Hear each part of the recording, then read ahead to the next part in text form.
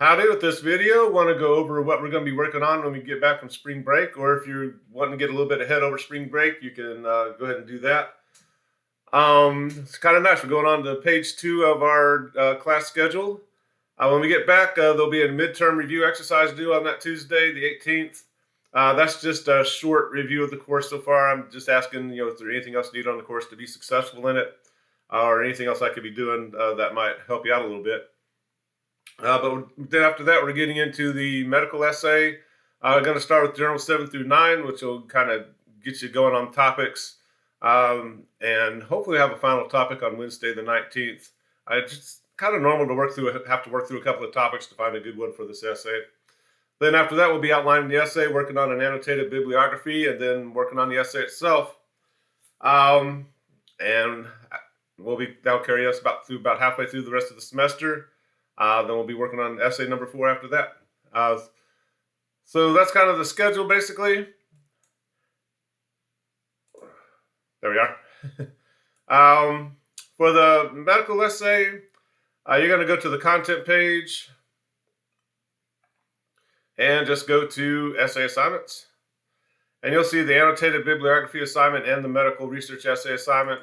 I'm going to go ahead and download this and we'll start talking about it. This is the longest one in the course. This is kind of we have a big research paper. This is kind of it. But you're going to write a 1,300 word minimum narrative research essay on the medical topic of your choice.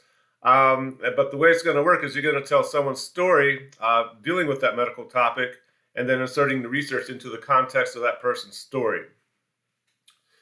So this is a humanities class. I'm a little more interested in the human being than the medical condition. When you get to nursing classes, it'll probably be the opposite, right? But or maybe not. I don't know. I shouldn't say that. But you're going to be telling someone's story and putting research into that person's story with a particular medical topic. So in a way, it's going to be a little bit of a process essay. Let's go down to the bottom here. Where you're going to go through somebody's experience with a medical issue. And this doesn't have to be a life or death medical issue. I've had good essays on teen acne, on ADHD, things like that aren't necessarily life-threatening, but make for a good essay. Sports injuries tend to work really well for this essay. So if you tore your ACL in a high school sport or something, that could make for a very good essay. So don't think it has to be brain cancer or anything like this. Unfortunately, if you have that experience, you can use that, but don't think it has to be life or death. But with any kind of medical condition, and you're kind of happy, healthy, normal. Then you start having some kind of symptoms. And again, every essay is going to be a little different. If you're going to talk about dementia, those symptoms can take 5, 6, 7, 8 years to develop, right? For an ACL tear, you went up to header the soccer ball, you came down, pop, and down you went. And that's all the symptoms you really had, right? So it just depends on whatever you're going to talk about. Then you go to the doctor, you get a diagnosis. Here's where you might start putting in your research about what caused it or things like that. Then you get your treatment. Then you get the results of the treatment. Hopefully it works. It doesn't always, right? Sometimes you have to circle back around and do more treatments. So you just got to kind of go through that process. Then towards the end of the essay, you're going to tell us what the future for the person looks like. For someone with an ACL tear, generally the future's pretty good. It used to be a career-ending sports injury. Now it's, you just kind of take a few months off and all of a sudden you're back in action, right? It's kind of neat what they can do now. Someone with dementia, the future may not look quite so bright, right? So a little bit of this essay is going to be a process essay, and then you're also going to be comparing the person's experience, and that person could be you, by the way. If you're more comfortable talking about yourself than somebody else, that's fine. You can also kind of talk about, what it means to take care of someone with a particular condition. If you want to talk about one of your children who has ADHD and what you had to go through to get what the symptoms were, what the diagnosis was, what the treatment's been. And sometimes that treatment, particularly for ADHD, is just kind of like let's experiment on on the person, right? With different drugs. But you're going to be comparing your experience to what the research says. It's the worst case of ADHD or the worst case of dementia or worst ACL tear ever, and what the research says. But you're just giving us enough research so we understand what's happening within the context of that person's story. So kind of keep that in mind. So I can get 3 different essays on breast cancers, and they'll be three totally different essays, because each essay is going to discuss a different person. Each student's going to discuss a different person within their essay, and all those experiences can make for a much different essay, even with the same medical condition. That's what makes them fun to read. Alrighty, you should have at least 3 authoritative sources. Should know who wrote those. Should be peer-reviewed. Should be fairly recent. And particularly for medical conditions, you don't want something written in 1982 because it's going to be horribly outdated. And you also don't just want to, use the first thing that pops up on the AI generator and a Google search. You don't know who wrote that or how that got put together. That's why we're going to be using the Northeast State databases, which I'll show you here in a second. Beyond those Northeast State databases, just make sure you're using reliable sources. You can, if you're talking about somebody else, you can use them as an interview source for this essay. So lots of different possibilities, but make sure they're authoritative, you know who wrote it, and they know what they're talking about, right? Should have at least 2 images in the essay. The sources of those images don't count for those 3 sources up here. And that's kind of up to you. It may be personal images. It may be something that you get off the databases or something. Just want 2 images that further the purpose of your essay. Then all the fun stuff. There's long quote, short quote, summary, paraphrase, punctuation. Still have the forbidden words. You might end up using "you" like in the introduction paragraph. Dementia essays usually start with, have you ever walked into a room and forgot why you went in there? And have you ever lost your keys? And of course, I'm sitting there, I'm getting older, so I'm like, yeah. It's like, well, these are kind of the first signs of dementia, but it may not necessarily be dementia. And here's my story of my Aunt Susie and her experience with this particular concern. So it might be use it as a hook, but after that, once you're in the essay, you don't want to be using "you," "got," or "it." But that's kind of the assignment. And I tend to give students a lot of leeways. I've had some essays about dementia, but it's more about being the person taking care of the person with dementia, and all you have to go through there. So, and that can make for a really good essay. I had a good one on feline leukemia. It's a little hard to interview your cat, but he went through the process and the cost, and he really detailed the cost. He spent a couple of $1,000s on a cat. So, so it turned out to be a pretty decent essay. All right, so that's the essay assignment. You're going to be doing the journal entries to get ready for the assignment. Make those bigger. So one, I want you to read through the sample MLA medical essay by Kim Morgan. It'll pop up. The first page is just a little bit more about MLA formatting.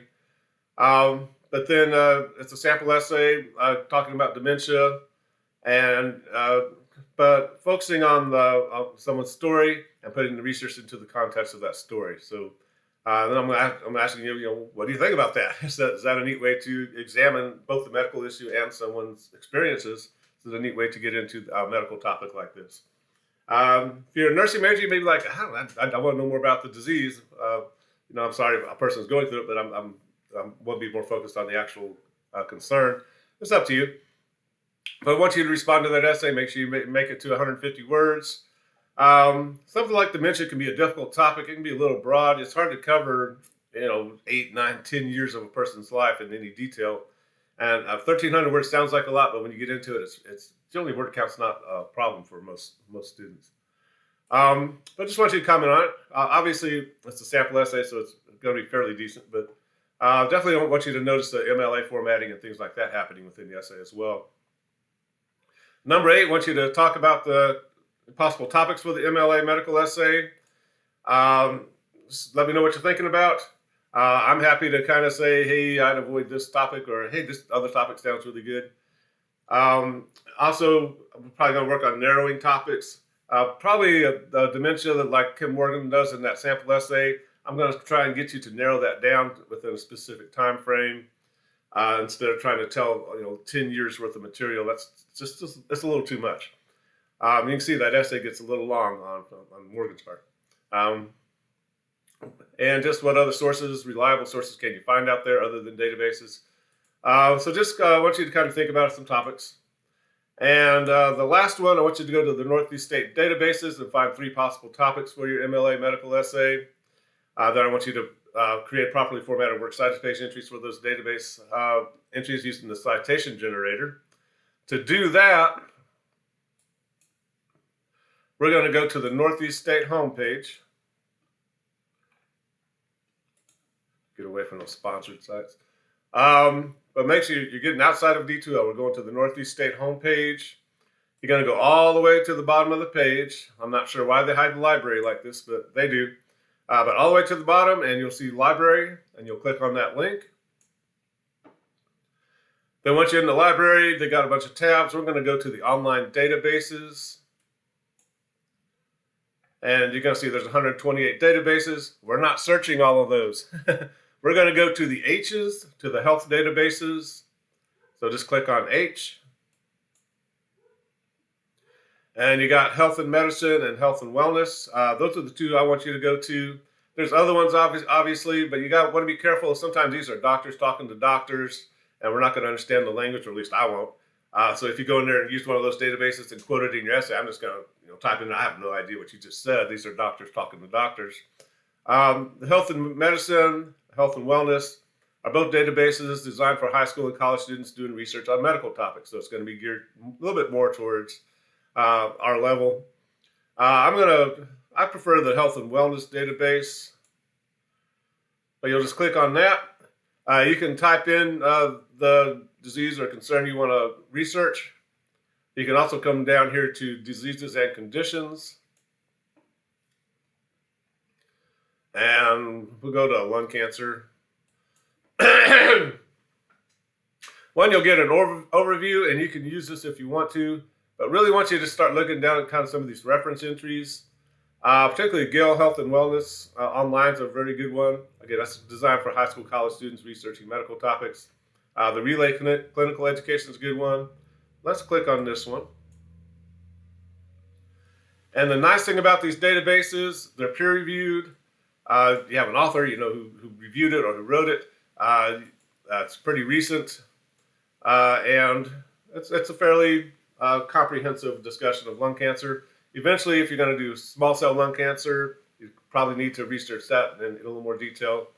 But they're kind of going what we're looking for: types of lung cancer, causes, symptoms, diagnosis, all that good stuff. It also has additional websites you can go to, which can be nice. But the one thing I want you to come down to is come down to the citation generator. Make sure you're on MLA 9th edition, and you're going to copy and paste that and use that for one of your sources for journal entry number 9.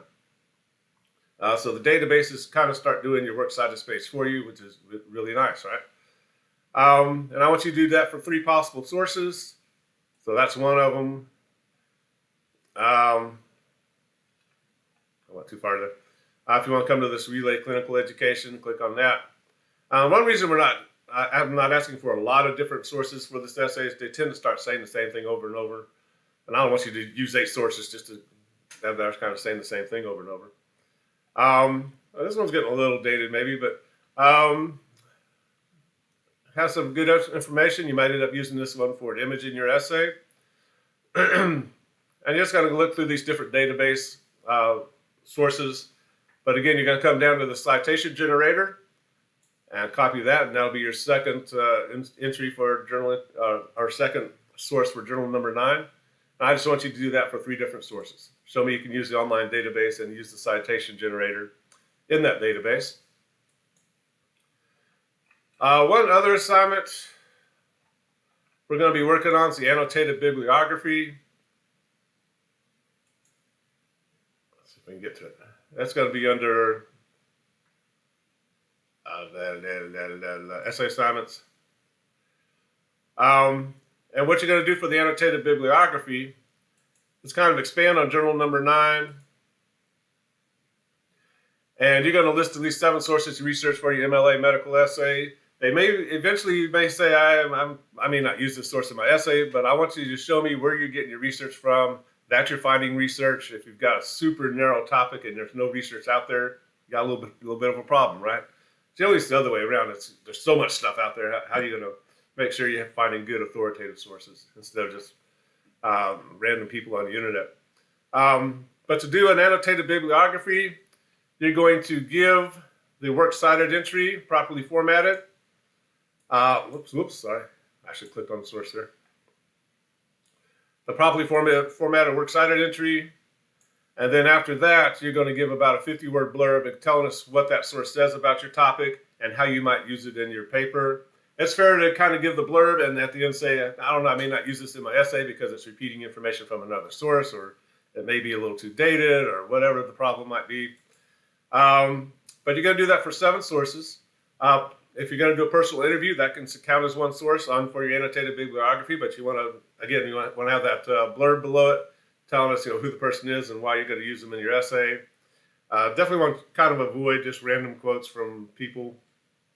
Make sure it's focused on either the person's story or the specific medical concern you're talking about within the essay. What else?